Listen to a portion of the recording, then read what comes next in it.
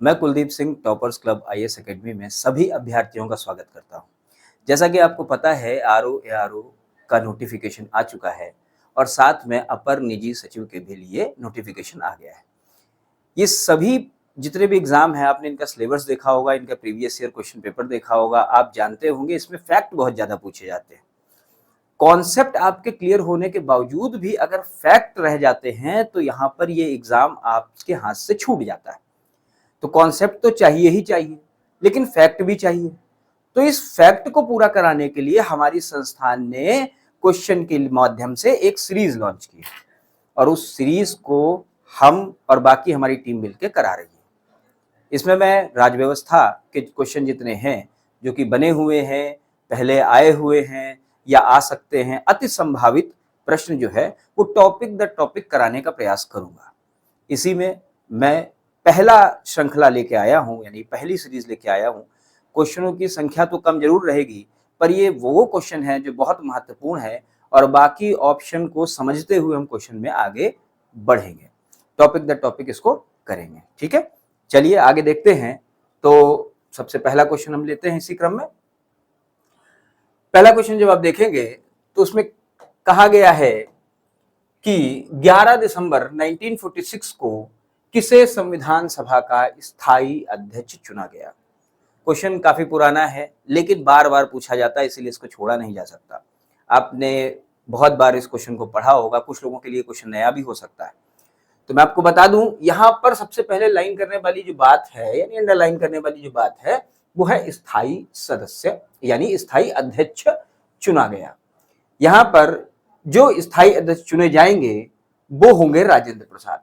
पर अब यहां पर देखने वाली बात यह है कि स्थायी चुना गया, इसका मतलब अस्थायी भी कोई होगा। तो अस्थायी के रूप में डॉक्टर सच्चिदानंद सिन्हा रहेंगे हमारे। और सच्चिदानंद सिन्हा जो है वो अस्थायी। अच्छा, हुआ क्या ये स्थायी और अस्थायी का मसला फंसा क्यों? संविधान सभा की जब बैठक पहली हुई तो आनन फानन में बैठक हुई, तात्कालिक रूप से बैठक हुई। 9 तारीख को बैठक हो रही है, ठीक है। और 9 तारीख के बाद जब 11 तारीख की बैठक हो रही है तब ये चुनाव हो रहा है, लेकिन 9 तारीख की पहली बैठक है। उस 9 तारीख की बैठक में जब आनन फानन में बैठक हुई तो उस समय चुनाव करने का समय नहीं था और यह हुआ कि किसी न किसी को तो अध्यक्षता करनी पड़ेगी। तो वरिष्ठता के क्रम में डॉक्टर सच्चिदानंद सिन्हा जो है वो वरिष्ठ थे, सबसे ज्यादा सभी संविधान सदस्य जितने संविधान सभा के सदस्य थे। तो उसमें कहा गया कि ऐसा है, इनको तब तक के लिए हम अध्यक्ष चुन देते हैं। लेकिन जब 2 दिन बाद बैठक हो रही है, दूसरी बैठक जब हो रही है, तो उसमें नियमित रूप से चुनाव कराए गए और अपने जो चुनाव के बाद जो रिजल्ट आए उसमें डॉक्टर राजेंद्र, ठीक है। उसके बाद BR अम्बेडकर जी, हम सभी जानते हैं ये किसके थे, प्रारूप समिति जो है यानी ड्राफ्टिंग कमेटी के अध्यक्ष थे, ठीक है। जब मुंशी जी की बात हम करते हैं तो मुंशी जी प्रारूप समिति के ही सदस्य के रूप में हमें दिखाई देते हैं। जवाहरलाल नेहरू जो है वो संघ संविधान समिति के अध्यक्ष थे, ठीक है। तो ये इनके बारे में थोड़ी सी डिटेल है। उसके बाद अगला क्वेश्चन हम लेते हैं। तो अगला क्वेश्चन देखते हैं, अगला क्वेश्चन क्या कह रहा है। अगला क्वेश्चन कह रहा है संविधान सभा में सभी निर्णय किस आधार पर लिए गए थे। क्वेश्चन बड़ा इंटरेस्टिंग है और इसमें आम आदमी बहुमत लगा देगा, पर ऐसा नहीं है। इस क्वेश्चन को जब हम लेंगे तो सहमति और समायोजन, यानी सभी लोगों से कहा गया कि आप इस पे सहमत हैं, और सहमति अगर नहीं है तो किस मुद्दे पे वो सहमत नहीं है उस पे चर्चा की गई। उसके बाद उस मुद्दे को उस हिसाब से मॉडरेट किया गया और चीजों को समायोजित करते हुए यानी मिलाते हुए, आप ये कह सकते हैं उनके भी विचार को मिलाते हुए संविधान सभा में सभी निर्णय लिए गए थे। आगे देखते हैं। एकता अखंडता का कोई मतलब नहीं है, बहुमत आपको मैंने बता दिया। सर्वसम्मति तो होती ही नहीं है, कहीं भी सर्वसम्मति नहीं होती, कहीं ना कहीं कुछ ना कुछ दिक्कत हमेशा बनी रहती है, तो सर्वसम्मति का कोई मतलब नहीं। आगे बढ़ते हैं। अगला क्वेश्चन क्या कहता है। अगला क्वेश्चन कह रहा है 1992 में निम्नलिखित में से किसके द्वारा, अच्छा उद्गार है ये, थोड़ा सा टाइपिंग मिस्टेक है, किया गया कि भारतीय संविधान भारतीयों की इच्छा अनुसार होगा। क्वेश्चन ये जो है काफी बार आया हुआ क्वेश्चन है, काफी बढ़िया क्वेश्चन है। और जब ये भारतीयों की इच्छा अनुसार अगर बात कर रहा है तो सबसे पहले गांधी जी कह रहे हैं 1922 में गांधी जी ने कहा, और इसके बाद 1924 में जो है मोतीलाल नेहरू जी कांग्रेस के माध्यम से कहेंगे। और आप इस बारे में, और इनके बारे में आपको पता है, एक इनका जो इन्होंने कहा था, क्या कहा था, इनका एक जो स्टेटमेंट है, स्वराज हमारा जन्म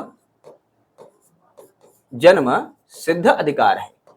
तो ये आप जो इनके बारे में थोड़ी सी डिटेल ले सकते हैं। गोपाल कृष्ण गोखले के बारे में अगर हम कहें तो ये महात्मा गांधी जी के राजनीतिक गुरु थे। ठीक, आगे बढ़े, अगला क्वेश्चन ले ले। तो अगला क्वेश्चन जब लेते हैं, भारतीय संविधान सभा में महिला सदस्य संख्या की संख्या। ये क्वेश्चन बहुत विवादित रहता है। देखिए यहां पर पूछा गया है महिला सदस्य संख्याओं की कुल संख्या पूछी गई, ठीक है, हस्ताक्षर नहीं पूछे गए। तो सिंपल सा इसमें आंसर है कि 15 महिलाओं की जो सदस्य संख्या थी वो 15 महिलाएं इसमें है। इसके बाद इस ऑप्शन में और कुछ समझने की आवश्यकता नहीं है। आगे देखें, पांचवा क्वेश्चन, 1924 में किसके द्वारा ब्रिटिश सरकार से यह मांग की गई कि भारतीय संविधान के निर्माण के लिए संविधान सभा का गठन किया जाए? तो मैंने बताया कि 1924 में मोतीलाल नेहरू जी ने इस बात को उठाया था। और हालांकि 1924 में जो आया, इसके आगे एक क्वेश्चन है, उस क्वेश्चन को जब हम लेंगे तो और क्लियर हो जाएगा। बाकी आपको पता है, सबसे पहले 1922 में, अभी पिछले क्वेश्चन में हमने डिस्कस किया कि गांधी जी ने कहा कि भारतीय संविधान भारतीयों द्वारा निर्मित होना चाहिए। और उसके बाद गोपाल कृष्ण गोखले के बारे में हमने चर्चा की। एम.एन. रॉय जी की चर्चा आगे क्वेश्चन में आ रही है, तो उसको भी देख लेते हैं। आगे बढ़े, चलिए छठा क्वेश्चन, संविधान को 26 जनवरी के दिन लागू करने का निर्णय इसलिए किया गया क्योंकि, ये इंटरेस्टिंग क्वेश्चन है। और इसके लिए जब हम देखेंगे तो कांग्रेस का एक अधिवेशन था। तो कांग्रेस ने 1929 में जो अधिवेशन हुआ उसमें कहा कि 1930 को जो है हम 26 जनवरी, यानी 26 जनवरी 1930 को हम क्या मनाएंगे, स्वतंत्रता दिवस या स्वाधीनता दिवस के रूप में मनाएंगे। अब इत्तेफाक से हमारा जो संविधान था वो तैयार हो गया था 26 नवंबर को, और ये डेट 26 जनवरी वाली भी महत्वपूर्ण थी। आजादी जो हमें, अच्छा स्वतंत्रता दिवस वर्तमान समय पे हम कब मनाते हैं, तो हम 15 अगस्त को मनाते हैं। अब ये तो मिल गया, तो स्वतंत्रता दिवस तो इसी दिन मनाना था। तो ये एक डेट थी, बहुत महत्वपूर्ण डेट थी।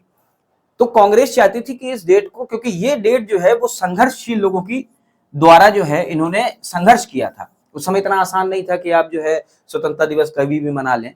उसके लिए विरोध भी किया गया होगा, अंग्रेजों ने दमन कार्यक्रम भी चलाए होंगे।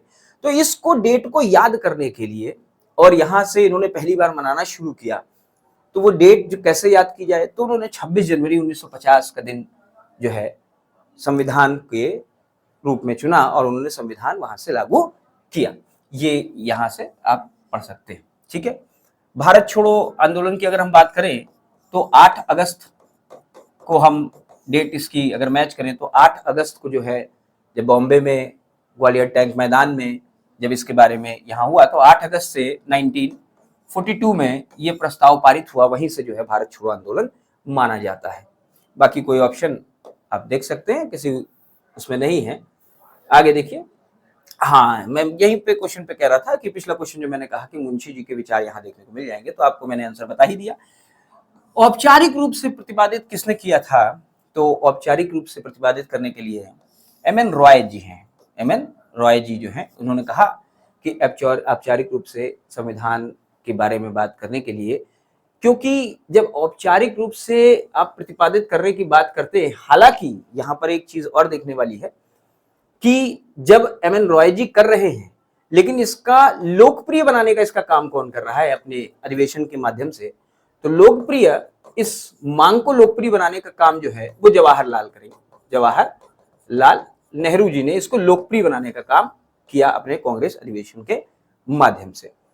बाकी गांधी जी के बारे में मैंने पिछले भी बताया, इसको याद रखिएगा, 1922 में उन्होंने किया। उसके बाद आगे बढ़ते हैं, तो भारत का संविधान लागू हुआ था। अच्छा, भारत का संविधान लागू हुआ था, आप सबको पता है कि यहाँ संविधान लागू पूछ रहा है। संविधान को लागू करने की अगर हम बात करें तो दो तरीके से क्वेश्चन बन जाते हैं, एक बनता है आंशिक रूप से और एक है पूर्ण। यहाँ कुछ भी नहीं पूछा गया है तो हम मान के चलते हैं कि पूर्ण रूप से बात कर रहा है तो 26 जनवरी 1950 को लागू करने की बात कही जाएगी। ठीक है, उसके बाद आगे बढ़ें तो अगला क्वेश्चन जब हम लेंगे तो देखें क्या कह रहा है अगला क्वेश्चन। अगले क्वेश्चन में संविधान सभा को किसने मूर्त रूप प्रदान किया।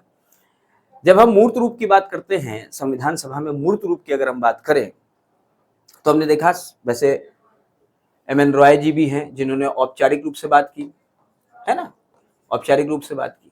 उसके बाद क्योंकि अभी इन्होंने संविधान सभा के गठन की बात की थी, उसके बाद गांधी जी 1922 वाले क्वेश्चन। हम ये बार बार इसलिए रिपीट करा रहा हूं क्योंकि आपके यहीं से क्वेश्चन गलत होते हैं, तो इसको याद कर लीजिएगा।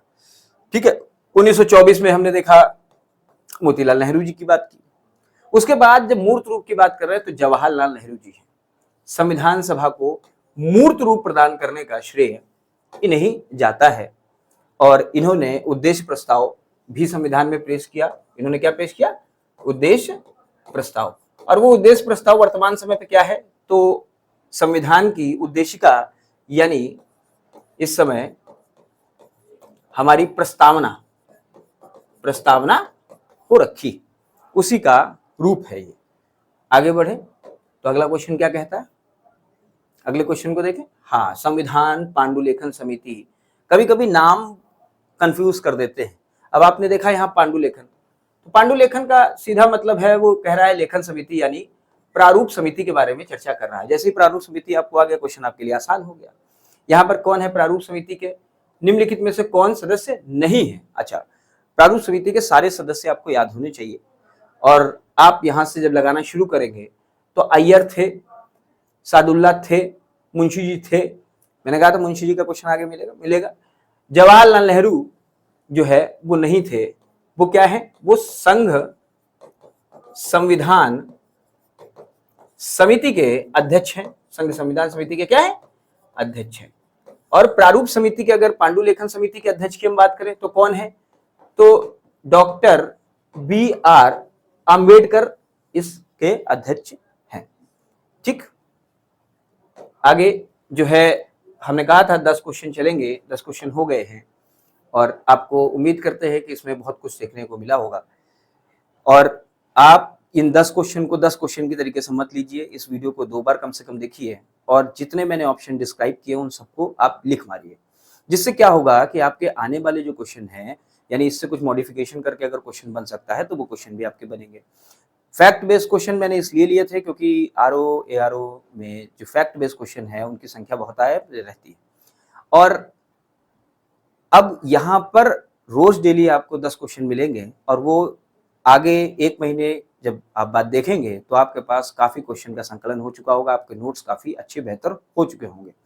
और प्रैक्टिस करना बहुत जरूरी है क्योंकि क्वेश्चन कई बार आते हुए भी गलत होते हैं, उसका मतलब यही होता है कि हमने प्रैक्टिस नहीं किया है। ठीक है, चलिए मिलते हैं आपको नेक्स्ट वीडियो में। इससे पहले अगर आप हमारा वीडियो जो है यूट्यूब चैनल पे देख रहे हैं तो उसे लाइक एंड सब्सक्राइब करिएगा, शेयर करिएगा और अगर फेसबुक में देख रहे हैं तो उसे शेयर करना मत भूलिएगा। मिलते हैं अगले वीडियो में। धन्यवाद।